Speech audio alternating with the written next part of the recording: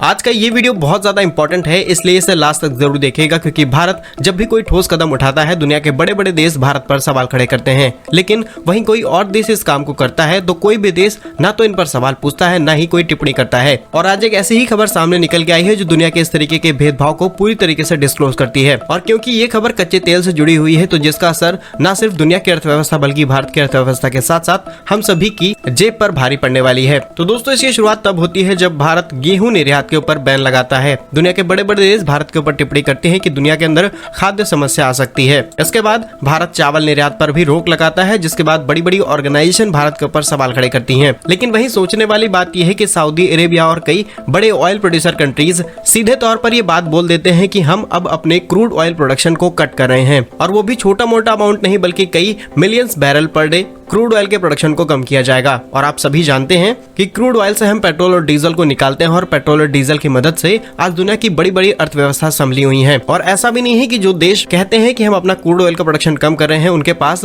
Crude oil produce करने की capacity कम हो गई है। उनके पास प्रॉपर इंफ्रास्ट्रक्चर है, प्रॉपर ट्रांसपोर्टेशन सुविधा है, उसके बावजूद भी अपने ऑयल प्रोडक्शन कम करते हैं ताकि ग्लोबल मार्केट में प्राइस हाई हो सके। और प्राइस हाई होने का मतलब है कि आज के समय में 70% से ज्यादा ट्रेड्स इन्हीं तेल की मदद से किए जाते हैं, जिसकी वजह से ट्रेड महंगे होंगे। और इंटरनल जो ट्रांसपोर्टेशन है, यानी कि हमारे देश के अंदर चलने वाले ट्रक या मल्टीपल टाइप के व्हीकल्स हैं, इनकी कॉस्ट बढ़ जाएगी। और इनकी कॉस्ट बढ़ते ही न सिर्फ फूड प्रॉब्लम बल्कि एग्रीकल्चर, हेल्थ, टेक्सटाइल, दुनिया भर के जितने भी बड़े बड़े और छोटे सेक्टर्स हैं, इन सभी पर बुरा इंपैक्ट पड़ने वाला है। तो एक तरफ ये सभी देश भारत के ऊपर सवाल खड़े करते हैं कि भारत चावल निर्यात को रोक देगा, इससे दुनिया में भूखमरी आ सकती है। यदि आप ध्यान से देखें तो चावल एक सिंगल प्रोडक्ट है, इससे कुछ खास फर्क नहीं पड़ेगा। लेकिन क्योंकि भारत 40% ग्लोबल मार्केट को चावल निर्यात करता है तो इसका ठीक ठाक इंपैक्ट देखा जा सकता है। लेकिन अगर कच्चे तेल के दाम बढ़ाए जाते हैं तो इसका असर सिर्फ एक दो देशों पर नहीं बल्कि पूरी दुनिया पर पड़ेगा। और यदि आपको याद हो तो रशिया यूक्रेन वॉर के टाइम में जब भारत ने रशिया से कच्चा तेल सस्ते दाम पर खरीदा तो अमेरिका सहित यूरोपीय देशों ने भारत को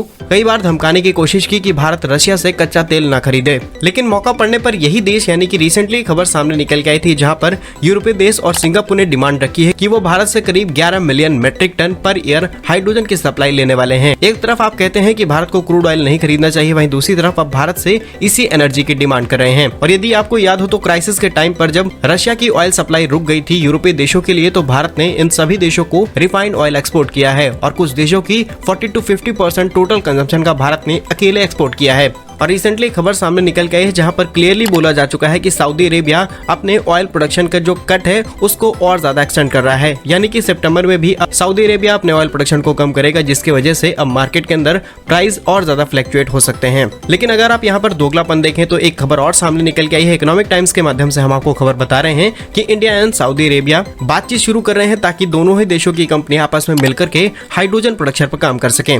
और यहाँ पर पहला प्रपोजल सऊदी की तरफ से ही आया है कि वो भारतीय कंपनियों के साथ मिलकर के काम करना चाहते हैं ताकि भारत की हेल्प लेकर के वो अपने देश में हाइड्रोजन की सप्लाई बढ़ा सकें। और भारत में भी देखा गया कि रिलायंस, टाटा, अडानी जैसे बड़े प्लेयर्स इस सेक्टर में उतर चुके हैं। लेकिन हाइड्रोजन का जो फ्यूचर है वो 2030 और 35 के बाद का है। अभी हमारी बहुत ज्यादा डिपेंडेंसी है क्रूड ऑयल पर, लेकिन अगर इस तरीके से ये कंट्रीज क्रूड ऑयल के प्रोडक्शन को कम करेंगे तो जाहिर सी बात है ग्लोबल मार्केट के अंदर क्रूड ऑयल के प्राइस बढ़ जाएंगे। फिर चाहे हम सऊदी अरेबिया से तेल खरीदें या फिर ना खरीदें, हमें महंगे रेट पर ही कच्चा तेल खरीदना पड़ेगा। आई होप इस रिपोर्ट से आप समझ गए होंगे कि इस तरीके से जब भारत कोई कदम उठाता है दुनिया भर के देश भारत पर सवाल खड़े करते हैं, लेकिन जब कोई ऑयल प्रोड्यूसर कंट्रीज तेल प्रोडक्शन को कम करता है तो इनके ऊपर कोई भी सवाल नहीं उठाता है। और अब हमें जरूरत है कि हमें कई ऐसे अल्टरनेटिव ऑप्शंस पर बड़े स्केल पर काम करना शुरू कर देना चाहिए ताकि हमारी डिपेंडेंसी इन सभी देशों से कम हो जाए। और जैसे ही हम अपनी एनर्जी सिक्योरिटी को मेंटेन कर लेते हैं उसके बाद हम चावल के साथ साथ कई और चीजों के एक्सपोर्ट को बैन कर सकते हैं। इसके अलावा कई चीजों के दामों को और ज्यादा महंगे रेट पर बेचेंगे। और फिर देखते हैं कि भारत के ऊपर कौन सवाल खड़े करता है। आप हमारी इस बात से सहमत हैं या फिर नहीं, कमेंट बॉक्स में यस और नो आंसर जरूर कीजिएगा। भारत के ऐसे ही यूजफुल एंड इन्फॉर्मेटिव वीडियोस पाने के लिए हमारे YouTube चैनल को सब्सक्राइब जरूर कर लीजिए। मिलेंगे हम आपको एक नई और इंटरेस्टिंग वीडियो में, तब तक के लिए वंदे मातरम,